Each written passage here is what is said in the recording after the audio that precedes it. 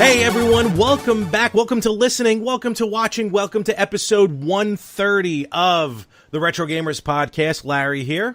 And Anthony here. Anthony, what is going on? How are you? Oh, I don't know. Barely alive. Oh, okay.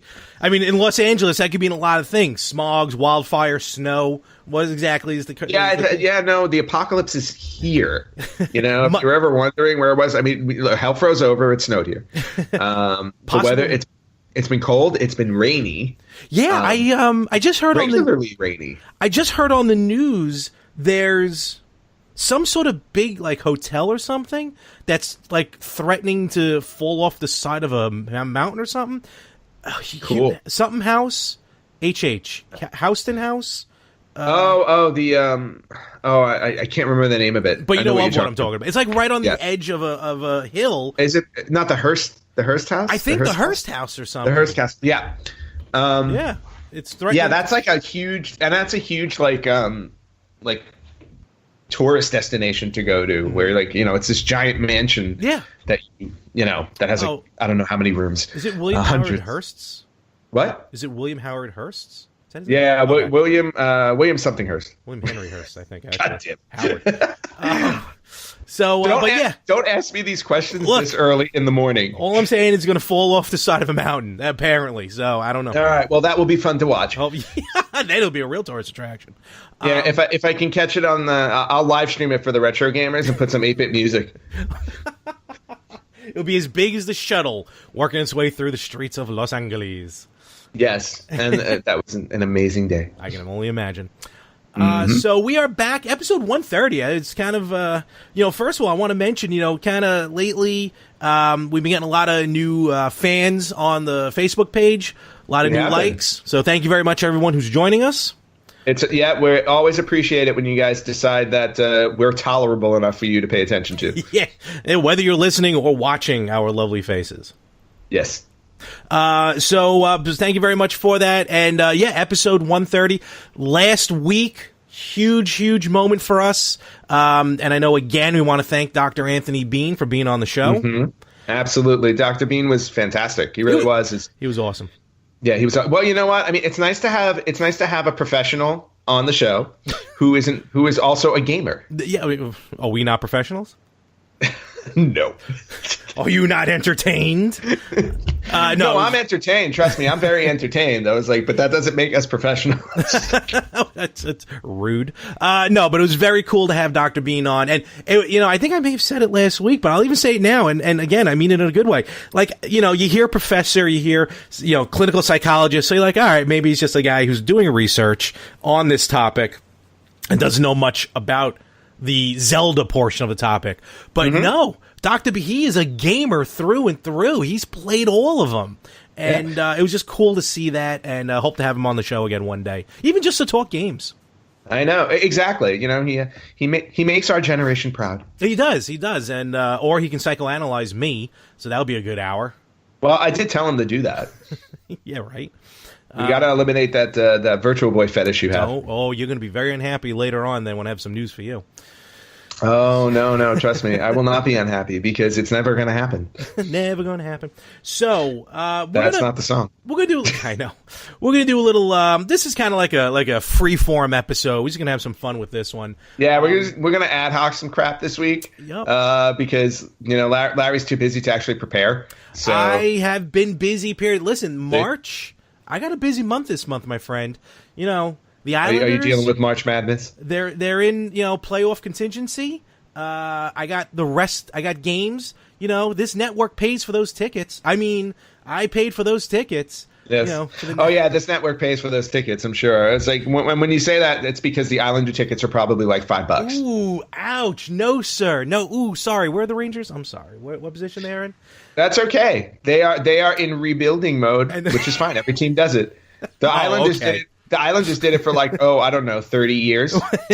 Hey, listen, I just started watching a couple years ago, so I missed all that fun. Yeah, so if you go to your Islanders' history, the last time they won a cup was in the early 80s. I know. I sit right under the banners, thank you. There you go. So exactly. 4 in a row, baby. Ours is at least mid-90s. We're a little bit close. And fun fact, I know they won June 14th, Flag Day.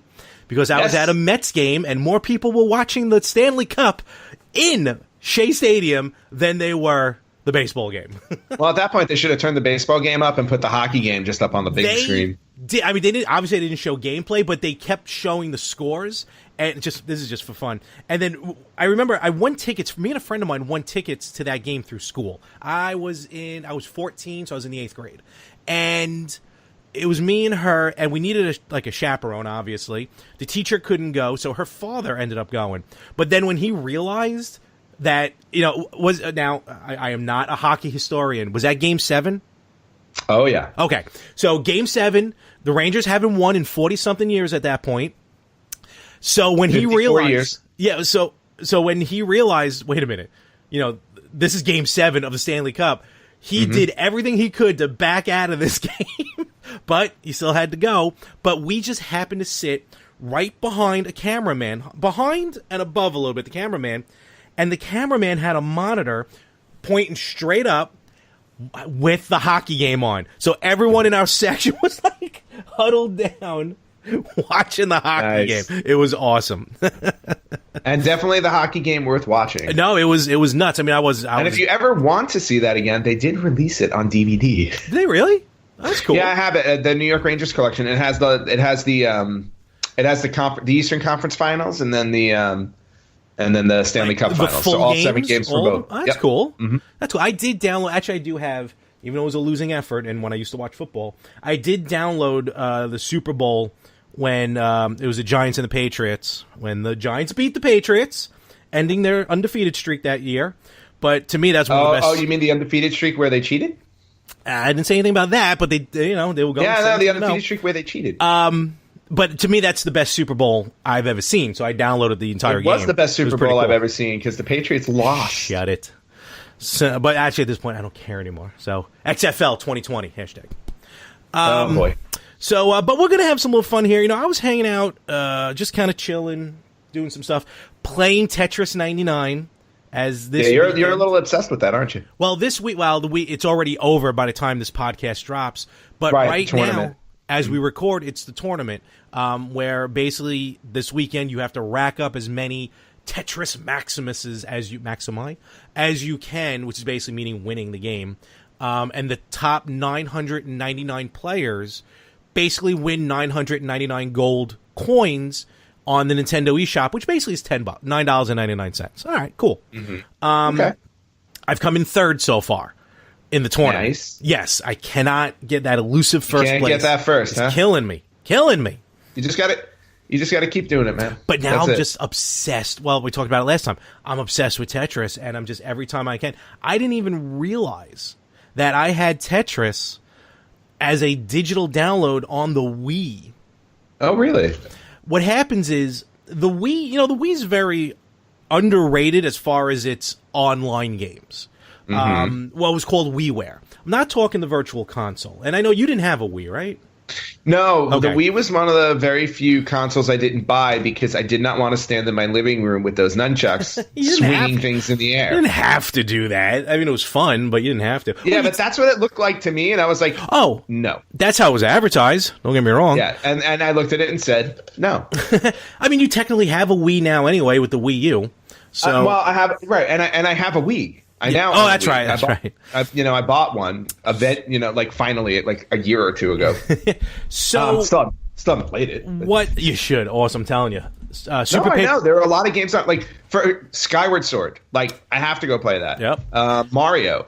Super Paper Mario. The 2 Galaxy games. Well, 2 Galaxy games and Super Paper Mario is fantastic. And Super Paper, right? So there are a good number of games I need to play on my Wii. I just did not own it until a year or two ago. That's all right. I'm not faulting you for that.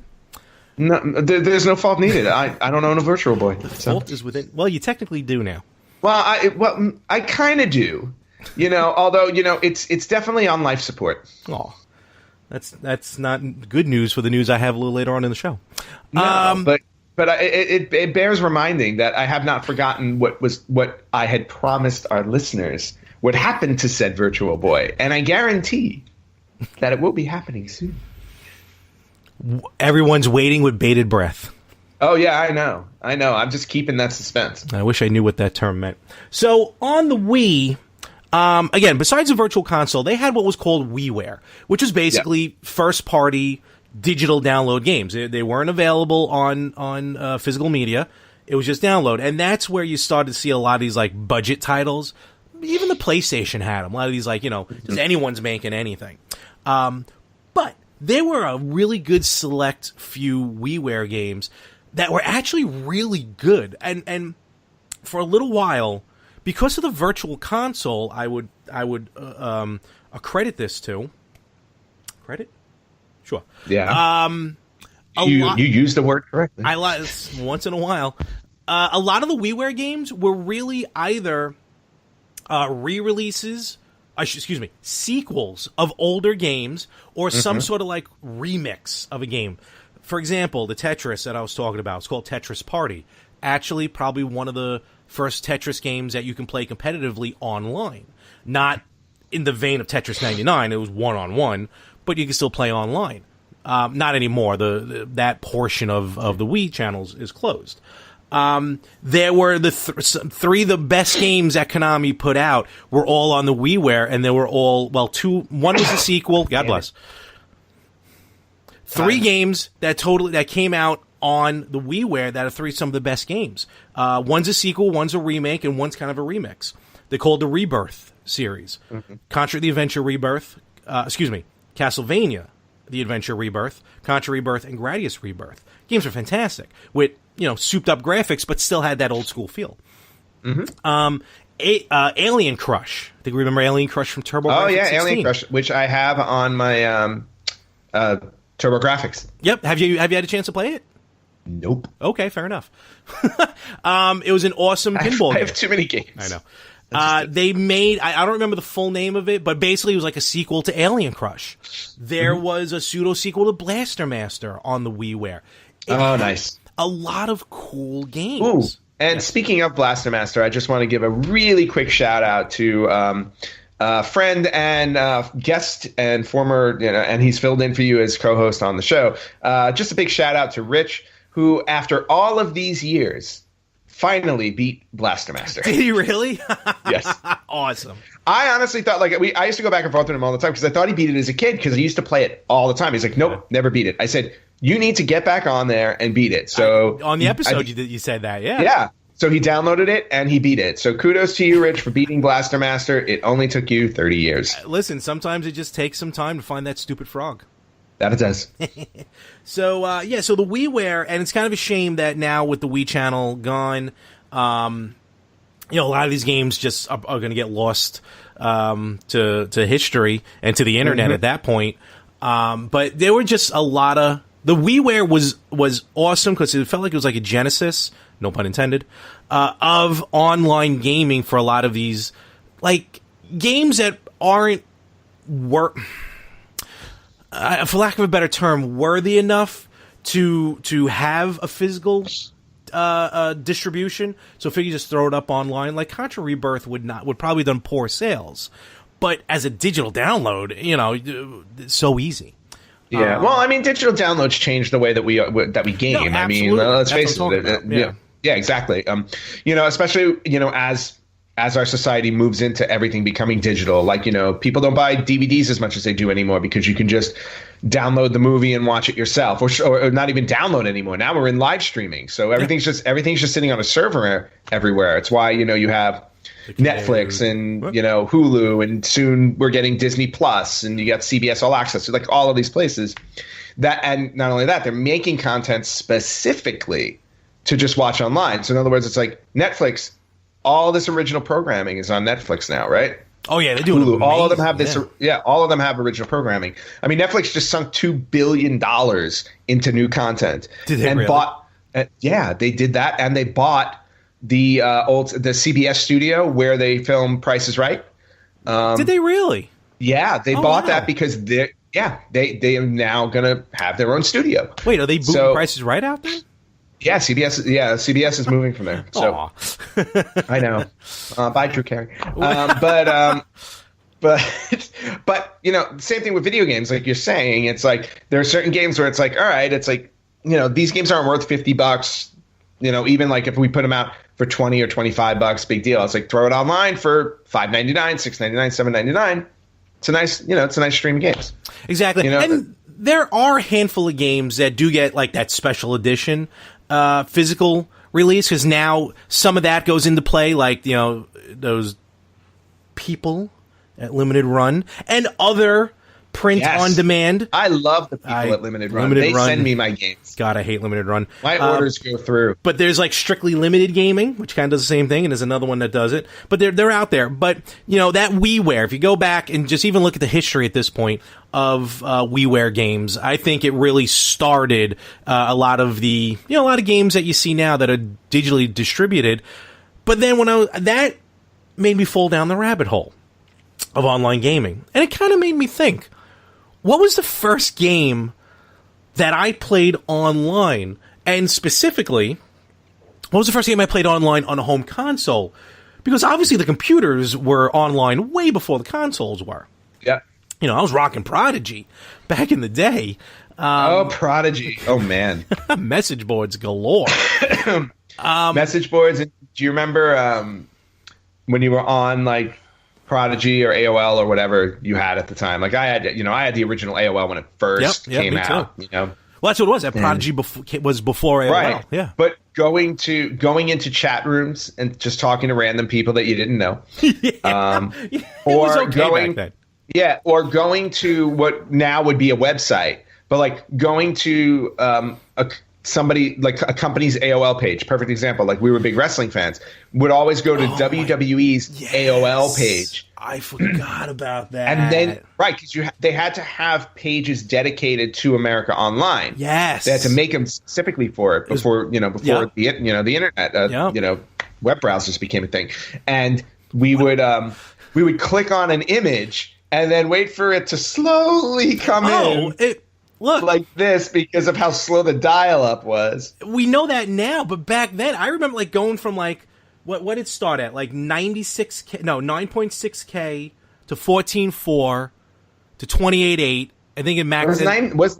Was 96 first? I thought it was lower. Like very first. I thought it was lower than 96, but I remember 14.4 and 28.8. I remember when oh man, okay, let's go here. I remember going from 14.4 to 28.8, and I'm like, whoa! Yep. And it went from like 47 minutes to like 36 minutes to download some, and I'm like, it's never going to get faster.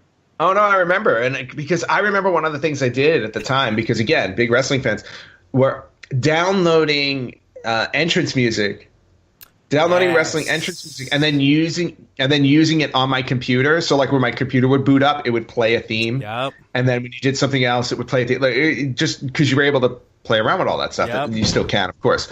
And it's a lot easier now. But yeah, just remembering like that type of stuff. That and of course, let's not forget the warm memories of getting screamed at by your family to get off the phone because it was a dial-up connection. Yes. So when you were online, you were using the phone line in the house because remember, this was before cell phones were a common household item. Well, forget that. This was before even right before the cell phones, when really back in the day, kids, once for me to call Anthony, it would have cost me more money to call Anthony. Yeah. I would have had to call him at certain times of the day or maybe on the weekend because there was such a thing as long distance, which is really, unless you're calling outside the country, it's a thing of the past.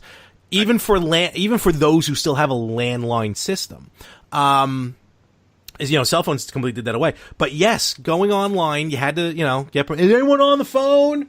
No, okay, and that was like one of the perks. Because my father had his own business for a while, and he had his business line. So that was good because at night no one was calling him. So I pretty much had free range. And also remember, it's weird how I remember this because it's not like I was paying the phone bill, but I remember at one point they had like special phone deals for going online. Like it was almost like a package of some sort. Yep. And then remember when the beauty of DSL came out? That's, DSL. DSL I actually skipped over. Oh, wow. Yeah, for some reason we actually ended up skipping over that one. Oh, no, we went to DSL and I was like, oh my God, this is the most amazing thing ever made. Well, DSL basically was, well, here, let's do this. Landline, the dial-up. I just got attacked. What happened? Sorry. I got attacked. I got attacked by this evil being. Oh, no. Well, there he is. Oh, good Lord. Look at that Poonam. Look at that face. He just wants to be on the show every week. He just wants to rule the world and watch it burn. He really does, and stick his butt up in the air because of it. Well, right? that's what cats do. Oh, bye. So, dial-up modem, folks. Let's see if this rings a bell for anybody. Such a beautiful sound. Get off the phone! Oh, exactly. That used to happen to me all the time, and I'm like, no! Because I'm 2/3 of a way through an image, and I want to download the whole damn thing before it does. So, and it maxed out at 56K. 56,000 kilobytes a second, right? Yes. Yes. 56 kilobytes a second, which is 56,000 bytes. Oh, that's right. That's right. 56K. Yes. Okay. Yeah, so it's been a long time since I thought about it. Now that was the max. And by the way, anybody listening who does not know anything about this, you can get a crash course in it from the movie Hackers in 1996, starring Johnny Lee Miller and Angelina Jolie. There you go. There's a plug. I've never seen Hackers. I gotta check that out. My God, I watch it all the time. Not only because it's just insane. Mm-hmm. It's just like it's just nothing in it is realistic. But everything about it is like so 90s and like computer hacker niche. And you see them going crazy over a 28.8 BPS modem. Oh boy. And yeah, it's worth watching just to be like, wow, this movie's dated. And I swear. Anyway. Yeah, 56K max out because the telephone line physically could not hold any faster data speed because data speed actually it causes heat. It's energy. It's physics, science. So then we moved to DSL, which this was the magic of faster internet, but you can also talk on the phone at the same time. You had to get that stupid dongle adapter. Yes, I remember the attachment. It split the line basically for you. And then the world changed when cable modems came out, broadband internet, and that's where I got it first when I was in college. That's where I first finally got broadband internet. I was still dialing up though for a while. I was gonna say I can't remember the first time I actually did have like a cable modem situation. It may have been the first apartment. Yeah, no, it definitely took a while. Let me ask getting back to games. That's what. Listen, this is all part of it. It's all part of it. It's all retro. But I was about to ask the question. Do you remember the first game you ever truly played online? Preferably a console, but I know the computer is going to get thrown in there as well. Yeah, see, the PC is going to come into play for me first because I was actually a PC gamer in the early and mid 90s because it was a new thing to me, and plus PC games were doing like basically what the Sega CD was doing. They were doing like full motion video games, which I was really into. So I was enjoying stuff like that. I'll tell you this much, just to go way back. The very first time I ever went online with any type of console or PC or anything like that was actually on my Commodore 64. How in the hell did you get online with that? In the late 80s or early 90s, there was a program called Quantum Link or Q-Link. And what it did was it allowed you to go online by accessing the phone line. Now, I remember this because a friend of mine from grammar school this is way back. A friend of mine from grammar school came over and we tried it and we got online. Really? We got online with it, but here was the problem. It's like once you got on, if you remember the Commodore 64. I sure do. Didn't know what to do once you went online. You're like, all right, there's really nothing. This is cool. We're on Quantum Link, and it's like, now what's going to happen? And we had no idea. So we used it once for like maybe 5 minutes because we were like, well, now what? The internet was designed for military purposes. So at that point, you're probably getting ready to access something in the Pentagon. Oh man, you mean I could have like shot missiles and stuff? It would have been War Games. Forget Matthew Broderick. Oh yes, War Games. Matthew Broderick, another one that you can go on and talk about online stuff. But yeah, so my very first experience with online was very brief on the was on the Commodore 64, which is crazy. But then PC is where I really started to experiment with online because again. It was like mid to late 90s when the PC allowed you to start playing games online with people. And I don't remember if this was the game. This was the game that you were able to play online. I think it was, but I still have the original too. NHL 96. Look at that. NHL 96, which was released in 1995. Wow. I don't remember if this was the year that we were able to play it online or if it was NHL 98. It might have been 98, which I don't have anymore. But I remember that one of the first games I ever played online was a hockey game. Huh. And let me tell you something. Trying to play a hockey game online in the 90s on a dial-up modem is not really fun. I'm sure the games were very long. Oh, man. And they were bad. And a lot of times you would get disconnected because somebody would pick up the phone. I can only imagine in your house picking up the phone while you're playing a game. Yeah. So that happened. And when you pick up the phone, because when you pick up the phone, you heard the yeah. Get off. Yeah, but then there were a lot of times where it would interrupt your connection. Oh no, I know. Yeah. Yeah. So then here I am. I'm playing a game online against probably some 50-year-old guy in the middle of Texas, and. Nothing against people in Texas, but and then it would just disconnect. And then the other game that I remember playing, and we all tried playing this together, if I remember correctly, at one point was another game on PC called Freedom Force. Yes, I remember. I actually did not have it. You did not have this. No, I didn't have it. Everyone else did. Yeah. And the coolest thing about this game usually left me out of stuff. This was before. Marvel had like a really good set of games where you were able to play as Marvel superheroes. This is like way before Marvel Ultimate Alliance. Oh yeah, yeah.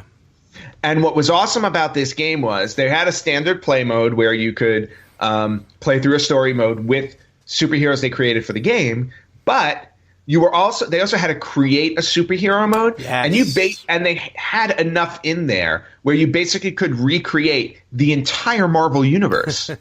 So like we made everybody, we made Iron Man, Captain America, all this stuff, and on top of it, you were able to assign them superpowers. So you were actually able to give them the superpowers they had in the comics, which was amazing. There you go. So yeah, PC was where I really started with online gaming, but obviously where it flourished was on the console for me. And I'm trying to recall, and I don't really recall because I tried it in most places. Like if I remember, I tried it on Sega Dreamcast. And I never tried it on the Dreamcast. I tried it on the Dreamcast, didn't really get very far because the Dreamcast was a short-lived system. Yeah. I never tried it on the PlayStation 2 because I never bought the adapter. That I did, but before we started recording, we were kind of talking about this, and I told you how my first experience on the console was with the PlayStation. But as we're talking, I do have to correct myself because it was on the PC. Because it was in college. Like, I was actually in college. The PS2 happened after I graduated. So, you can continue on with yours, and then I'll tell you my story. But, yeah, mine was on PC. Yeah. Yeah, no, I feel like a lot of people would have started, at least, a lot of people our age would have started fiddling with it on PC. And then just a quick little, a little history note, because we've talked about this on the show before. But the original Famicom in Japan, Nintendo, they had online for the Famicom system, and what they did was it was a lot of sports betting through the Famicom, specifically horse racing. Yeah, specifically horse racing. You were able to go on your Famicom and put in some horse betting, which is insane when you think about it, because the Nintendo in the States was catered towards kids. Yep. So little history over there. But I really think Xbox Live is where it really started for me. Okay. But I just can't remember if it was on the original Xbox or if it was on the 360. Okay. And I really can't recall the first game I played. It's been so long. I don't know why. Like, I initially feel like it was a wrestling game. I feel like it has to be a wrestling game. Could have been, probably. Because like that once WCW NWO World Tour came out, I feel like we owned every wrestling game. Oh, we did. We absolutely did. So I just feel like once one of them wound up going online, like that would have been the one we played. And I don't know if Raw was online on the Xbox or not. I don't remember, but I was going to say it was probably a wrestling game as well, because with our group of friends, I think the one constant that we all had back then was wrestling games. So I imagine, like, I wasn't into hockey at all. You know, you weren't playing football games. You know what I mean? So I was playing football games at that time, actually. Oh, were you? I thought you weren't really into that. Yeah, no, I wasn't a big football fan, but football games was actually. All right. No, never mind. Yeah, because I guess we just excluded you. NFL 2K5. Which is the greatest football game of all time. Game. I was like, I played that nonstop, and then I was also really obsessed with the sports games on the Dreamcast. Were really awesome. Well, that's where the 2K series started. Yeah, 2K series started on this. So NHL 2K, NFL 2K, I played like crazy. NFL Quarterback Club on the N64, I owned and played. No, I stand corrected. Yeah, so there were a few football games during that time that I really enjoyed. Cool. So just to mention, and even now more I think about it may have been more of a glorified LAN party, but I'll still count it. In college, when I finally got like the broadband, as we now know it as Ethernet, I remember playing some online games, but it was like in the dorm, because the dorm was hooked up, all the rooms you could have, basically, like I said, a glorified LAN party. And it was what was that game for Blizzard? Dang it, I can't remember it. Oh well. It was like damn it, I want to remember the name of this game now. Bet you can't. No, I can't. Oh well. I'm gonna do this. You're gonna do what we all do. Go online and look it up. Yep. I'm gonna do that right now. Meanwhile, we can keep talking about. No, we are. But we can keep talking about like Xbox Live and stuff like that. So, that's what I want to talk about with the PlayStation 2.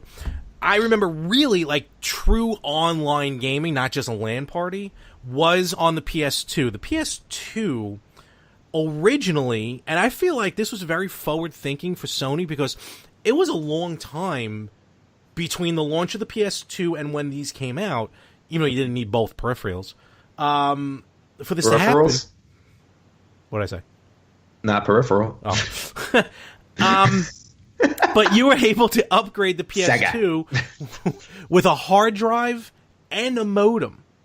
And I remember I bought the modem first. Basically, the modem had the ability for dial-up or broadband. We saw dial-up in the house at the time. And I remember having to hook up AOL to it. Again, doing it only at night. And it came out, like the launch title with it was, and this is going to be a throwback for people, EverQuest.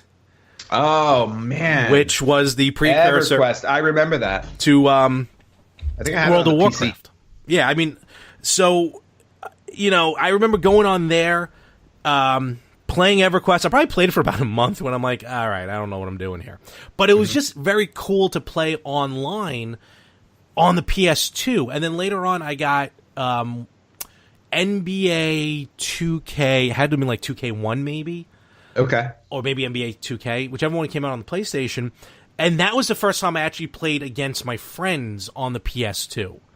And that was also the first time with the headset for me, where I was actually talking to other people while playing the game.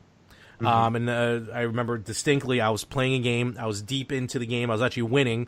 My girlfriend at the time called me, and I tried to get her off the phone. Then she realized I was playing a video game. She got mad at me. You know who I'm talking about. I'm not going to mention names. Oh, yeah. She got mad at me.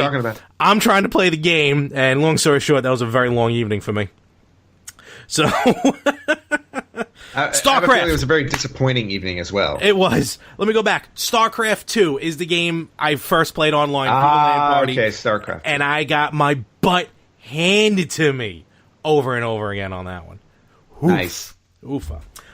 So online, and then later the PS2 came out with the modem, which then was kind of a launch title with Final Fantasy 11? 11 was the one that was online. Yes.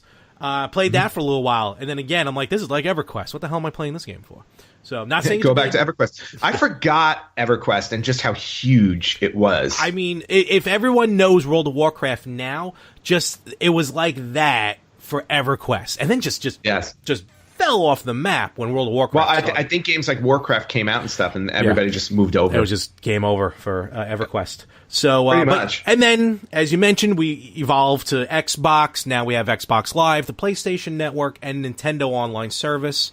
For a while, online gaming was free. Now you got to pay for it. But really, we've always the had to annual pay. fee's not that bad. It's not bad at all. $50, $60 maybe. Yeah, for the year, $20 for the Nintendo. On the Nintendo. Yeah. I mean, come on, people. Well, and now you have the monthly subscription services where you can get a Game Pass. Yep. And then just play like what they have That's the uploaded incentive. for you to play. I just downloaded Modern Warfare 2, but the remastered edition on the PS4. So I'm looking forward to playing that. And again, that's just part of the PlayStation Network. So online gaming we take for granted nowadays, but back in the beginning of it was really no pun intended. It was a game changer. I just remember playing online, going, I can't believe I'm playing with someone else who's like, miles away in another country or something. It was really groundbreaking. And asking me about what I'm wearing. Yeah, that got a little weird. So yeah, it's just a tad. Yeah. Oh well, you do what you do. But so let us know your first experience with online gameplay, especially the console part. Like me personally, like you expect the PC to go online, but your first like online console. Let us know about it. Post it on the Facebook page, post it on our Instagram, and let us know about your first online game experience, the good experience. Welcome. All right, Larry, it is time for this week's Did You Know? Ooh, we haven't done a Did You Know segment in a little while, so it's nice to bring it back. Yeah, let's do it. All right, so since we were talking about online gaming and our first experiences and everything like that, and I went way back to the Commodore, but I still don't remember a modem on the Commodore. Yeah, no, it was a really interesting setup, but Xbox, I feel like, is when the console online gaming really started to take off. Agreed. With the birth of Xbox Live. Now, do you know which games were the launch titles for Xbox Live? Ooh. There were 2 launch titles for Xbox Live. Yeah. I want to say one of them, was it Crimson Skies? No. Oh, dang. Halo. No, actually. All right, this was pre-Halo, I think. Really? The 2 games that were actually available for launch on Xbox Live were Unreal Championship. Makes sense. Okay. And Mech Assault. Do you remember Mech Assault? Ooh, okay. See, I was thinking maybe that Frenzy. There was something Frenzy. But Mech Assault. All right, that makes sense. Yeah. Yep. Those were the 2 games that were available at launch. Now, but did you know that during beta testing, they used 2 other games that were never officially published on the Xbox Live? No. And those 2 games were Revolt, called Revolt. Okay. And NFL Fever 2003. Wow, really? Yeah. Wow. So they had 2 games specifically made for beta testing online that wound up never seeing the light of day. Interesting. So, yeah, well, you had to test it in some way, shape, or form. So and that's how, Xbox Live started. Cool. And that is this week's Did You Know? File's done. All right. So I want to mention something here real quick, because we talked about this a while ago. We were talking about basically probably in the beginnings when you were setting up all your systems, trying to get those massive number of systems all hooked up to one television. Oh, yes. And we talked about splitters, specifically HDMI splitters. You found ones at work where I've gone through like 6 of them that just don't work properly. I bought one. That's how this works. Like the problems with mine were the more powerful systems would override the other ones and always switch over automatically, which is why I hate the automatic switches, but they're all in there. Right. But I finally found a set of HD splitters that is working so far. It's by a company called Armor, who I think is through Hyperkin. I'm not 100% sure on that. Okay. It's a 3-way splitter, and it works for 4K. It works for 3D, but I'm not using it for 3D. And in this case, I'm not using it for 4K. Mm-hmm. I have my Switch hooked up to it. I'm going to have any of the mini consoles, those you can just swap out in the back. Mm-hmm. That's going to be hooked up to it, and now I finally got my Wii U back up and running. Nice. Which I'm so happy about, because it's been a minute since I was playing the Wii U, because I always have the Switch plugged in, and just to get behind the TV, keep swapping out the HDMI cables is a hump. So I'm very happy to finally get the Wii U back up and running, and it kind of, again, I was doing a lot of thinking this week. Don't ask me why, but I have. That's dangerous for you. Yeah, I know. That's why I always tell you to keep your hat on. The hamster can only, how dare you? The hamster can only run so fast on the wheel. Before it runs out your ear. It made me think, because we have a lot of these games from the Wii U that are being ported to the Switch. Yeah, like all of them. Basically. But then there were a lot of games for the Wii that were ported to the Wii U. And even in a little bit, we'll mention some games that are going to be ported from the N64. And I'm not talking Virtual Console. I'm talking a port from the N64 to the Switch. And other systems are doing it as well. So it made me think, we've talked about it again before, I want to revisit it. HD remakes versus original re-releases. Thoughts, comments? The biggest example I can think of right now is the following. We saw recently on the Nintendo Direct that the Nintendo Switch is getting a remake, a massively graphical upgrade of The Legend of Zelda Link's Awakening. Mm-hmm. Drastically different from the Game Boy, as one would imagine.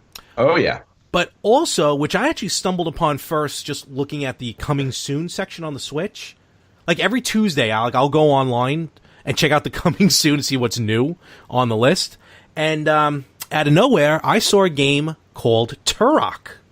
Yes. Which originally came out on the N64.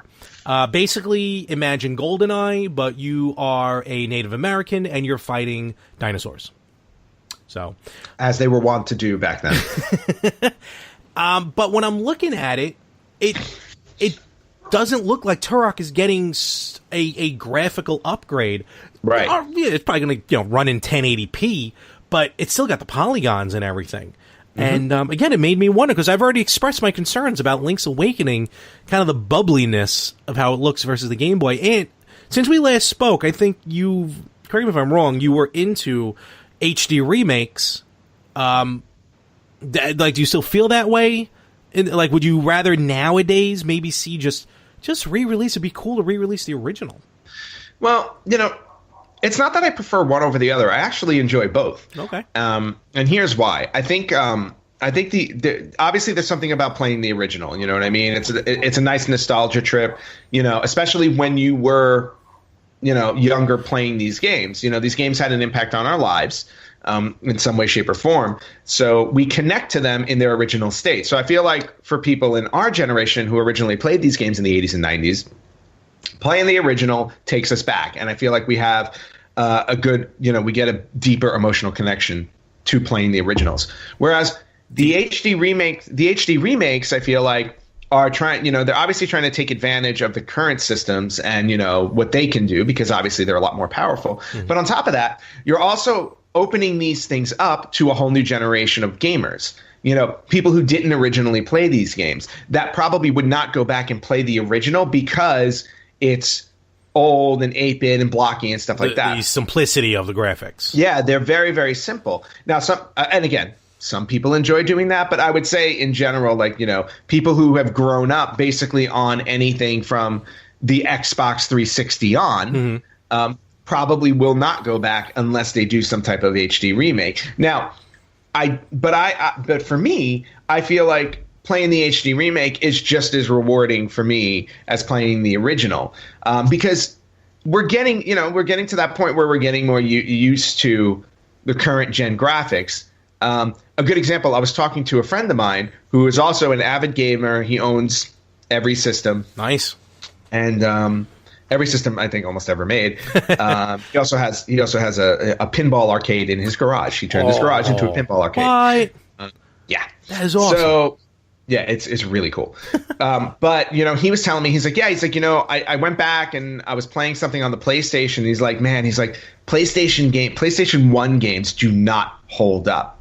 And you know what? When you go back and you look at it, in the early days of 3D, he's 100% right. Because of the polygon limitations, you play some of those games, they are ugly to get through. They really are. The PlayStation Classic, that's what everyone was complaining about.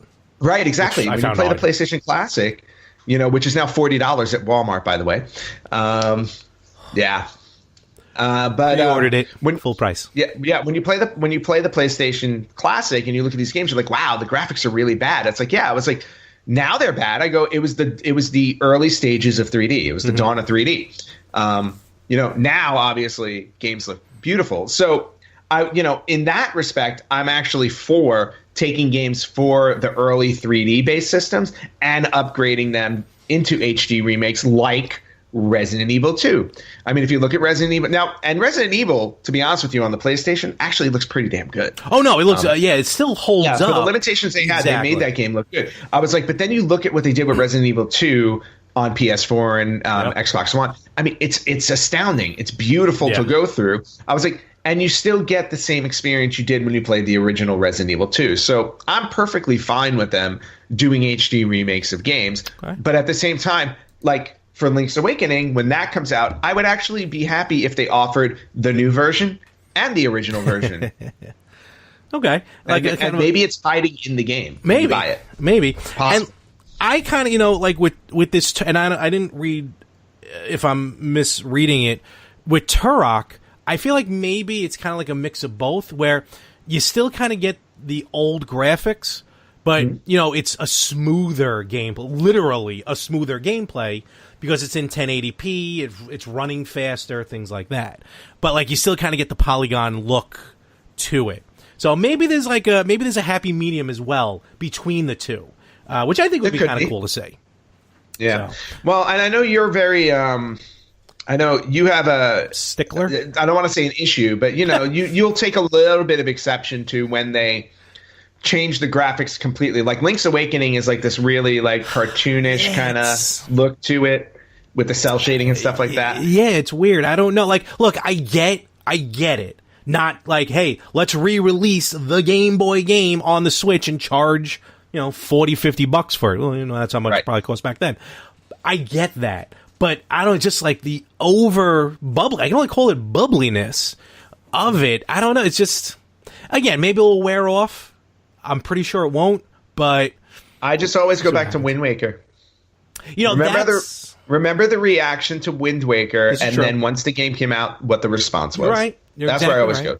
And even that can lead to how you can keep the graphics, but just polish it, because Wind Waker came out on the GameCube, which was 480p or 480 something, and then they re-released it on the Wii U in HD 1080p. So you still had, obviously they're not really changing too much with the graphics, but it's just smoother, it's brighter, it looks a little bit better.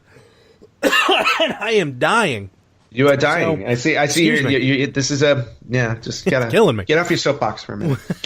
But but I see what you're talking about. I see what you're talking about. Yeah, exactly. And it's the same thing. It's the same thing it's been happening in the film industry for over a decade now.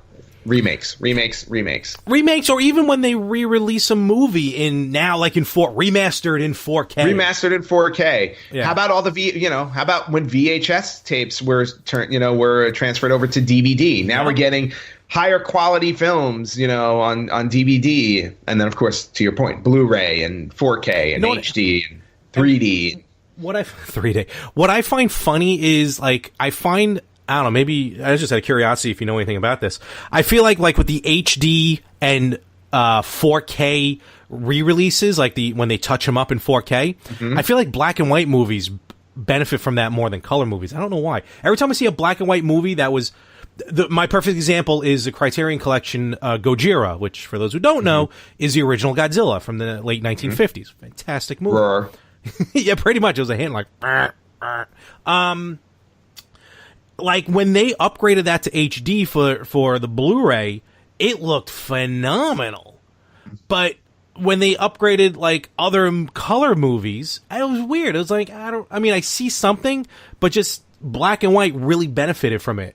I don't know. I don't know if that's a thing, or maybe I'm just reading into it. Well, I mean, it's possible I'm reading it. Any movie is going to benefit from an upgrade, because they clean it up. And black and white films, were grainier, and because of the film back then and everything. But and to be honest, I have experience with Blu-ray. I'm not 4K yet.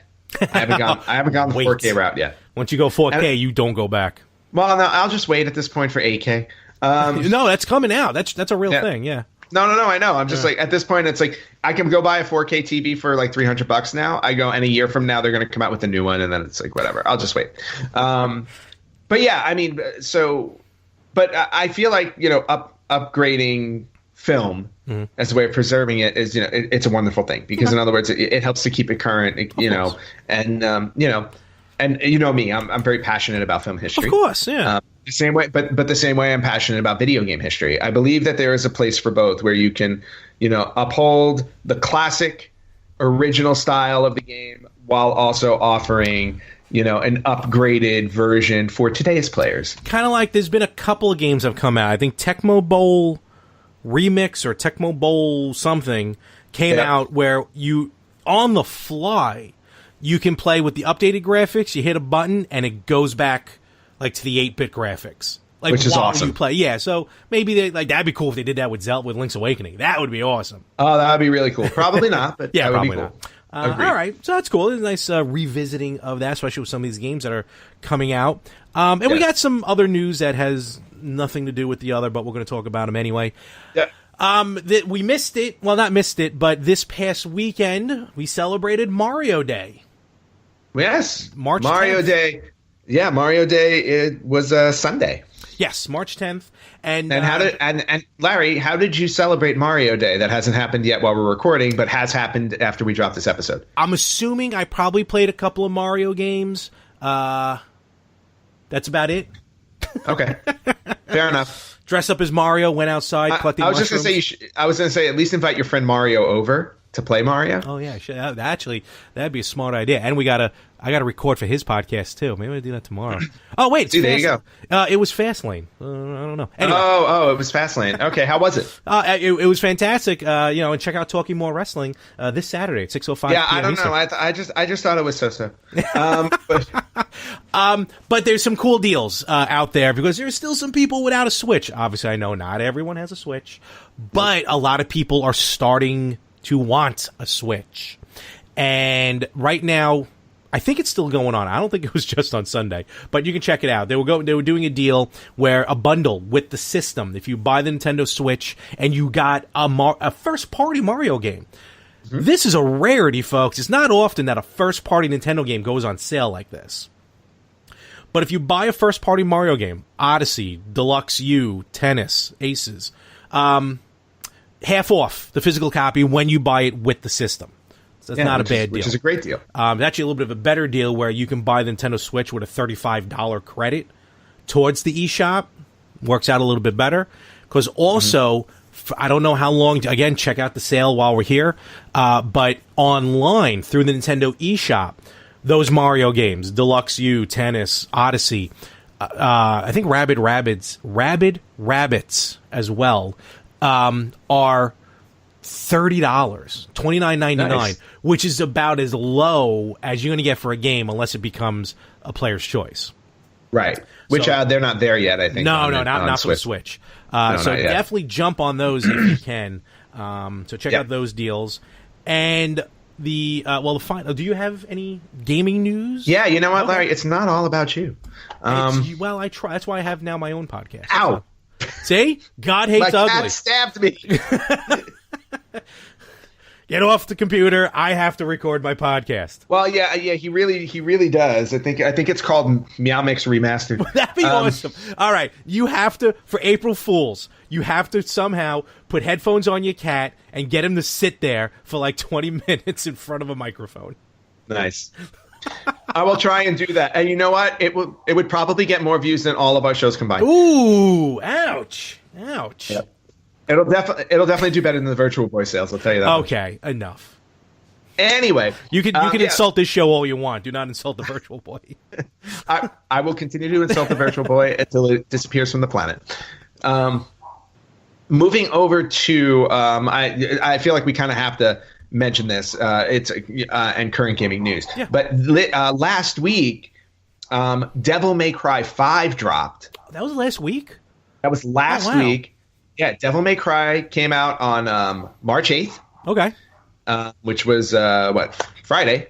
Yep. So, or at least I think it came out Friday. Anyway, it came out. Bottom line is, Devil May Cry came out last week.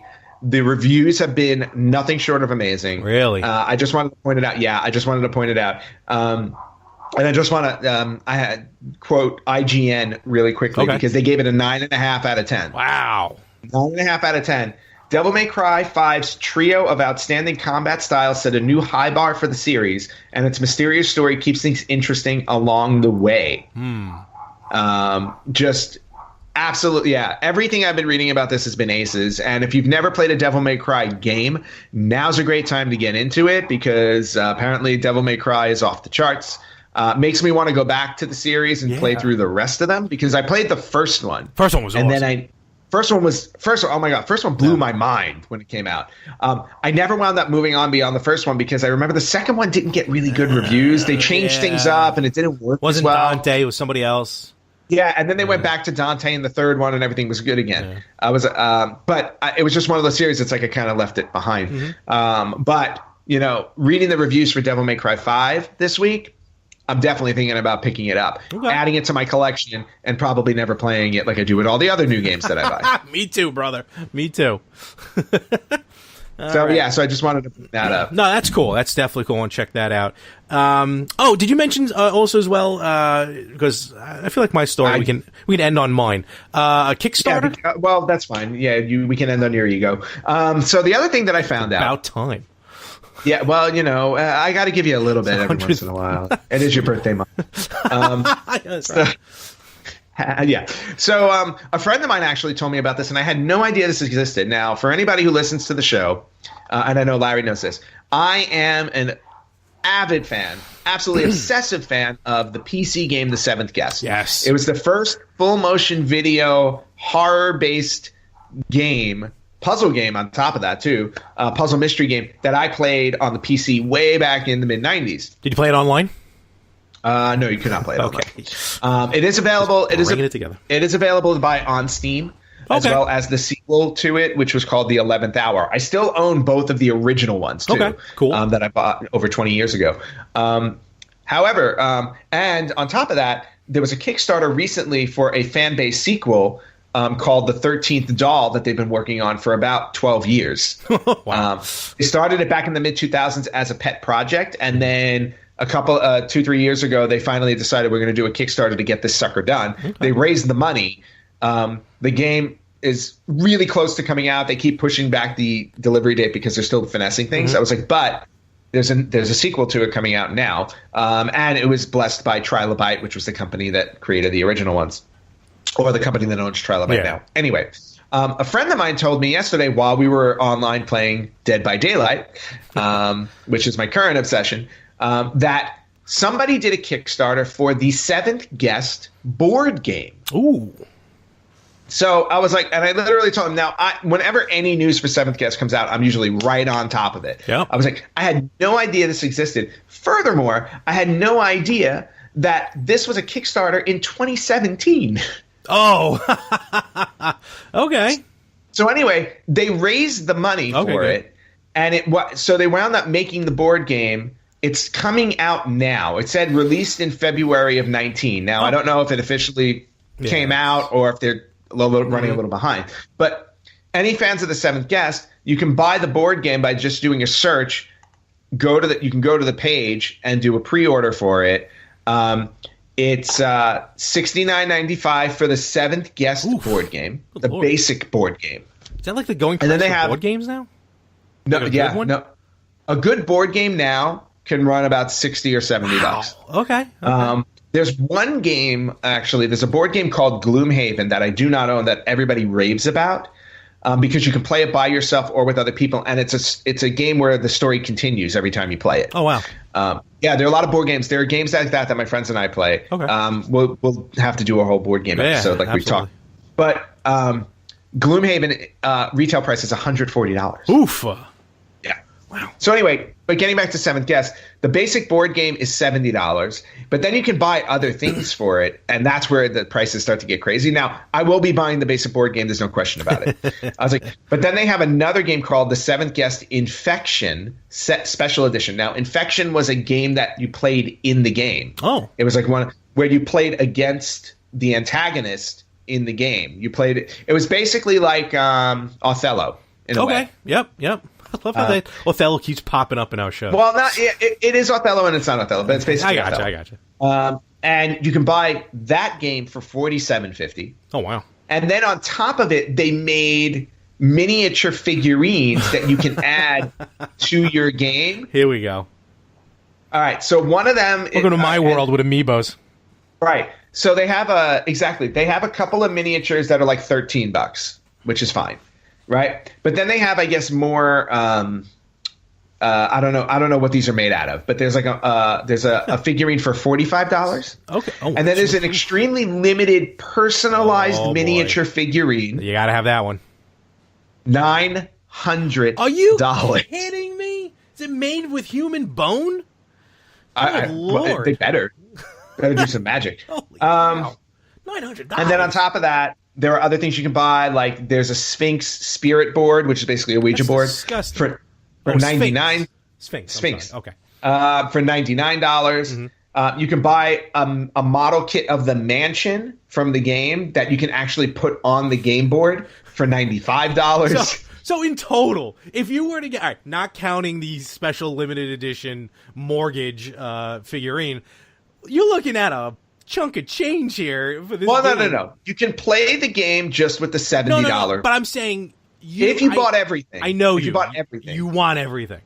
I want it all. If you want to buy everything, and that would include, let's say, the two board games, the mansion kit, and let's say the $13 miniature. Yeah, okay. Yeah. You're looking at somewhere around $300.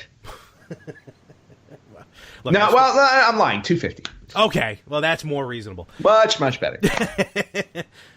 All right. So anyway, hey, Seventh Guest board game. I'm all in for $69.95. Agreed. I'm not all in for the rest.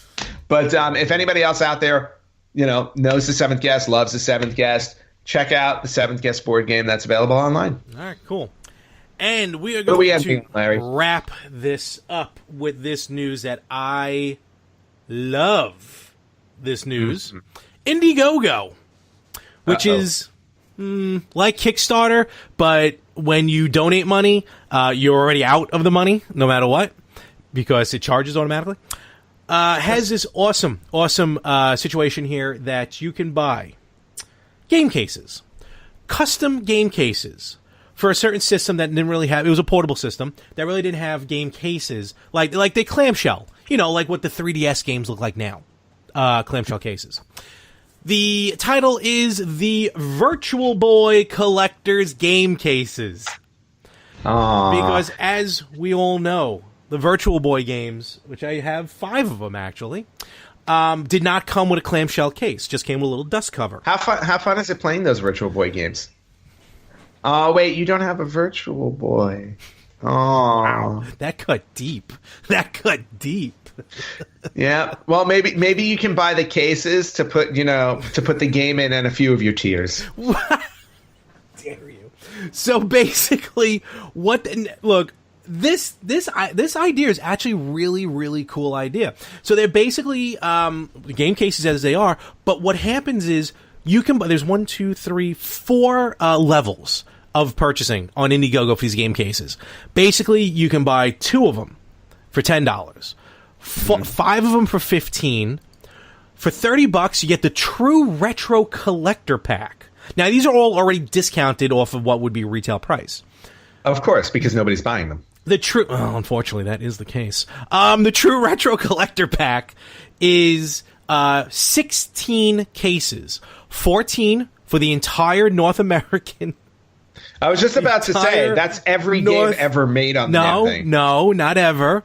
But it is 14 of the complete North American library and 2 unreleased titles, which were Faceball Remastered and Bound High.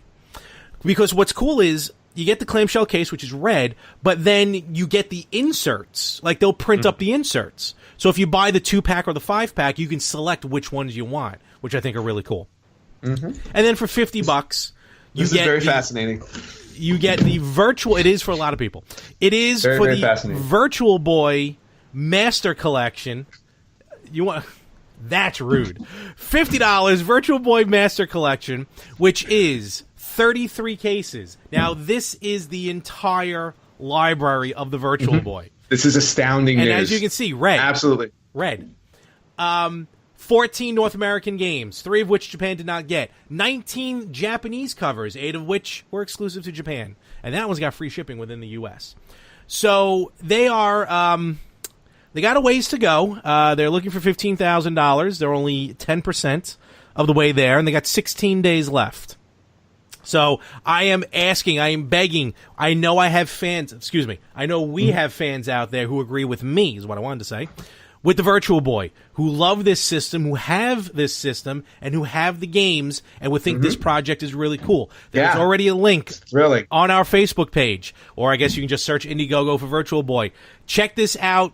Order them. Let's pump up this goal so they can make these, and I don't lose out on my $15. Mm-hmm. Yeah. Or what you can do is you can just buy one of these little laser pointers and get a cat, and just be entertained by that. Because see this right here, more entertaining than the Virtual Boy. He's slowing down. Oh yeah, no, he's definitely slowing down. I think we've had it. All right, and with that, we're going to wrap this up. So, yeah, you know what? I think that's the best thing that we can possibly end on after talking about the Virtual Boy, because you know what? You know, after you bring that up, it just kills the mood of everything. Folks, check us out everywhere on social media, Retro Gamers Podcast. Listen to us everywhere. You can listen to podcasts, including this new thing called Podcoin, which we'll talk about more in the future, which is pretty interesting. You can earn points for listening to podcasts. You're doing nothing different. Listen to us. Listen to other great shows like the Better Half Podcast and the Yin and the Yang Podcast and Talking More Wrestling. But, Ant, where can they find us on the web and contact us?